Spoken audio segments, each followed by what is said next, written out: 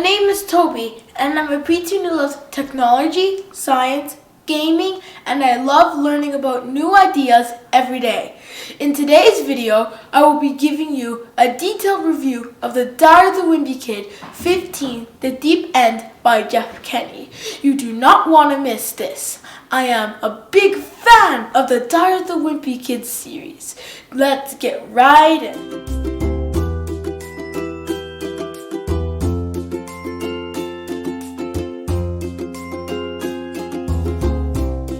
Welcome to my channel, and thank you for tuning into Tobstar's world, where I talk about learning, technology, gaming, and everything in between.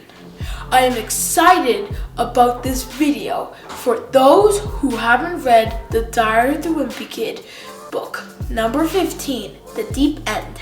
After you watch this video, you will have an excellent understanding of what happened in the book.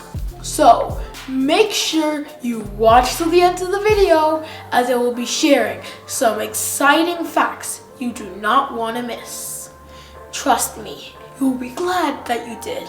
Before you go further, don't forget to like this video, subscribe, hit the notification bell so you don't miss out on great content I will be sharing. I must say, as a Diary of the Wimpy Kid lover, when I heard about the yet-to-be-released Diary of the Wimpy Kid 15, I asked my dad to pre-order the book, as I have read all the books from number 1 to number 14. Once The Deep End came, I read it in 2 days, and I've been meaning to share this video for a while now, and I am so sorry for the delay. Right now, I can't wait to take a deep dive into this book and share my thoughts with you. First, let's look at the cover of the book. I like the lovely shade of light blue and the tiles, just like on the pool on the book's cover. The book has a hard to explain texture, and it's a picture of Greg at the pool's bottom and other people at the pool's top. Now, onto the back of the book. On the back of the book, there is a picture of Greg's family all in inner tubes, except for Mandy, who is chillaxing in a cooler. Now, I will be reading a few pages from the beginning and give you a brief description of the middle. Then I will read a bit of the end. Let's get into the book. You can grab your book so we can read it together. I will start reading from pages 1 to 19. August, Thursday.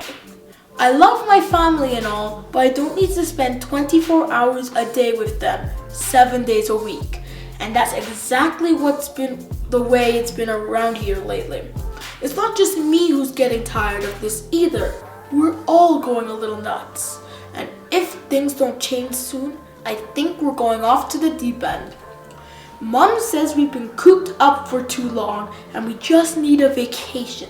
But really, we need a vacation from each other. And that's not gonna happen anytime soon because we don't have any money.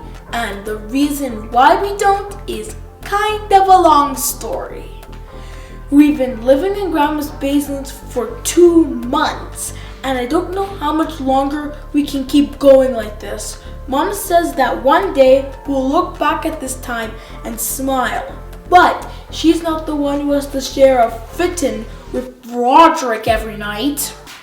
The crazy thing is, Grandma has plenty of room in her house, so I don't understand why our whole family has to stay in our basement. When we first got there, I called dibs on the guest room, but Grandma said it was already taken. I don't think Grandma was too thrilled with we living with her, because her friends come over, she asks to stay out of sight. And that's kind of inconvenient since there's no bathroom in the basement, and her friends stay forever. We can't use the kitchen when Grandma's got guests. That means we can't eat dinner until after they're gone. But last night, I guess Roger got sick of waiting, so he heated up some leftover pizza in Grandma's dryer. There was no TV in Grandma's basement, so the only thing we got to entertain ourselves is each other. And believe me, that's not enough. Mom says being bored is good because it makes you use your imagination. But whenever I try it, I always end up imagining the exact same thing. Sometimes that's making the situation a lot harder that Dad is working from home this summer. That means he's always around, and whenever Dad has a meeting, the rest of us have to pretend we're not there. And that's not easy to do, especially when you've got a 3-year-old in the family. Most of the time, I try to keep myself busy. Grandma's got stacks of puzzles down in the basement, and I've done a few of them myself. But Mom always lets Mandy put the last piece in to make him feel important. If you ask me, Mom's not doing Mandy any favors by babying him, and he's gotten a lot worse since we started living at Grandma's. Sometimes after dinner, we'll play a board game as the family, but Mandy can't handle complicated rules, so we end up playing a game that doesn't require any skill. We have to go to bed even before it's dark outside because we're all on Mandy's schedule. These days, Mandy's favorite bedtime story is the Noah of the Ark picture book. It's about a guy who hears it's gonna rain for a really long time, so he built a giant boat to ride out the storm with a bunch of animals. The illustrations in Mandy's books are all cartoons, so they make it look like a flood that wiped out half of the earth was kind of fun. I guess if the drawings were more realistic, parents wouldn't buy it for their preschoolers. I've got some questions for Noah's Ark story though, for starters. I want to know why Noah let venomous creatures like snakes and scorpions on board. Believe me, because if it was me, I would have used the opportunity to leave a few of those guys behind. And then I would have used the extra space for more of the good animals, like puppies and hedgehogs and those piggy hippos. Luckily, Noah didn't have to make room on board for whales and fish because they would have probably taken up a ton of space. And they probably didn't know that the flood was happening to begin with. But it doesn't make a lot of sense that Noah let birds on the ark, since they would have just flown, and I bet he regretted that decision right away. You only hear about the animals that survived the flood, but sometimes I wonder if there were some cool animals that didn't make it onto the boat. The way the story goes, it rained for 40 days and 40 nights, and it took 150 days for the flood water to go back down. That means Noah was stuck on a boat with a bunch of animals plus his wife and 3 sons. And whenever I feel sorry for myself living in Grandma's basement with my family, I think about Noah and it makes me feel a little better. Mom keeps saying that she's glad that we're all together right now because she feels like the time has slowed down. I've noticed that too, but for me, it's not a good thing. Something that makes my summer feel really long is that I can't go to my friend Rowley's house. And that's because he's off on some big European vacation with his family. When Rowley told me he was about with his family plans, I tried to see if his parents might let me tag along. But I guess Mr. and Mrs. Jefferson aren't as sharp as I thought they were, because they never picked up on any of my hints. I bet your trip would be more fun if you had a friend along. Yeah, I wonder who might like to come.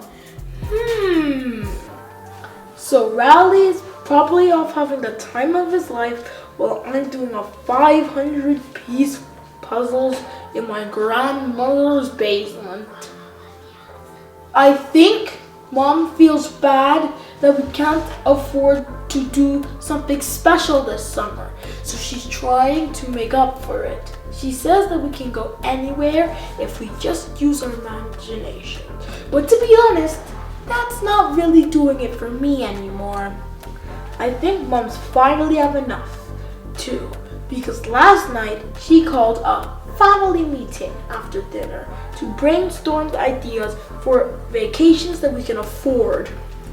The problem is everyone's got their own ideas of a good time. Dad wants to drive around and visit a bunch of Civil War battlefields and take part in a reenactment. But nobody's crazy about putting World Underworld in the middle of August. Matthew wants to go to the animal safari, which we used to visit a lot when I was little. But the animals in the place always seem so sad, especially the donkey they painted to look like a zebra.